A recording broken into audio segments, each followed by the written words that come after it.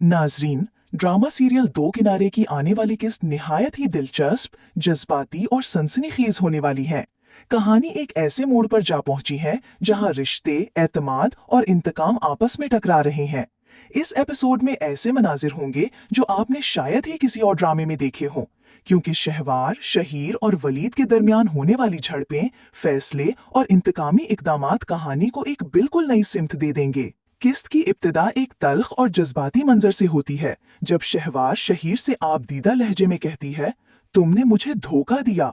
तुम वो शख्स निकले जिससे मुझे सबसे ज्यादा उम्मीद थी, जिससे सबसे ज्यादा प्यार किया, सबसे ज्यादा भरोसा किया, और उसी ने मुझे तोड़कर रख दिया। शहीर, जो अब भी अपने फैसले को सही समझता है, जवाब देता है, मैंने तुम्हें कोई धोखा नहीं दिया शहवार, तुम मेरी बात का यकीन करो। लेकिन शहवार का दर्द अब गुस्से में बदल चुका होता है। वो चीखते हुए कहती है, मैंने तुम पर यकीन करके वलीद जैसे शौहर से तलाक ली, अपना घर बर्बाद किया, सारा कुछ छोड़कर तुम्हारे पास आई, और तुमने मेरे साथ यही सुलूक किया। शहीर का चेहरा सख्त हो जाता है। वो गुस्से से धाड़ता है, तुम हो ही इसी काबिल।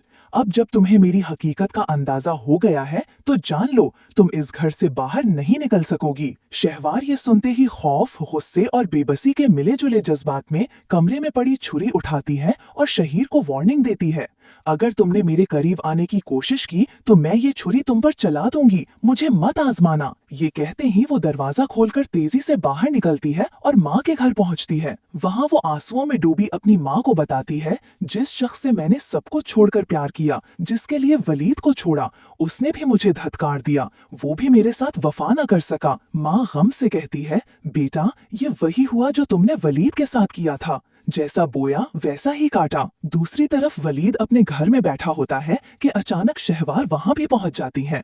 इस बार वो मोहब्बत के लिए नहीं बल्कि ताकत और इंतकाम के इरादे से आती है। वो वलीद को दो टोक लहजे में धमकी देती है, अगर तुमने मुझे अपनी जायदाद का हिस्सा ना दिया और मेरी बेटी दुआ को मुझसे ना मिलाया तो मैं तुम पर केस कर दूंगी। वलीद हैरान होकर गुस्से से कहता है, कौन सी बेटी? वही बेटी जिसे तुमने बीमारी की हालत में छोड़ दिया, जिसे माँ के बगैर तन्हा कर गई थी। अब तुम्हें इस पर हक चाहिए? नहीं, अब मैं तुम्हारा साया भी अपनी बेटी पर नहीं पड़ने दूंगा। शहवार गुस्से में भरी अदालत का रुख करती है और वलीद पर कानूनी केस दायर कर देती है। जब वलीद को अदालत से नोटिस मौसूल होता है तो वो शदीद परेशान हो जाता है। इसी लम्हे शहवार की कॉल आती है और वो सर्द लहजे में कहती है, अगर बेटी नहीं दे सकते तो अपनी जायदाद ही मुझे दे दो। वलीद दुख और गुस्से के मिले जज्बात से कहता है, अगर तुम्हें सिर्फ मालो दौलत चाहिए थी तो सीधा मुतालबा करती, कोर्ट का सहारा क्यों लिया? अब वलीद अपनी बहन आइमा, मावरा और बेटी दुआ को सब कुछ बताता है। मावरा, जो वलीद का हर कदम पर साथ दे रही है, मजबूती से कहती है, मैं आपके साथ हूँ वलीद, हम इसे इस बार भी शिकस्त देंगे। लेकिन हालात की नजाकत देखते हुए वलीद अपनी बेटी की हिफाजत के लिए अपनी जायदाद शहवार के हवाले करने पर राजीमंद हो जाता है। अब शहवार के चेहरे पर एक शैतानी सुकून है। वो सोचती है, मैं वलीद की दौलत हासिल करके शहीर को भी छोड़ दूंगी और अपनी जिंदगी आराम से गुजारूंगी। मगर उसे ये अंदाजा नहीं कि शहीर इतनी आसानी से उसे जाने नहीं देगा। शहवार ने जो कुछ वलीद के साथ किया, जो उसने अपनी बेटी दुआ को दुख दिया और जिस धोखे से वो हर रिश्ते को रौंदती आई है, अब इन सब का हिसाब बराबर होने वाला है। तो नाजरीन, क्या शहवार को वो दौलत मिल जाएगी जिसकी वो हकदार नहीं? क्या वो वलीद और उसकी बेटी की जिंदगी में दोबारा दखल अंदाजी करेगी?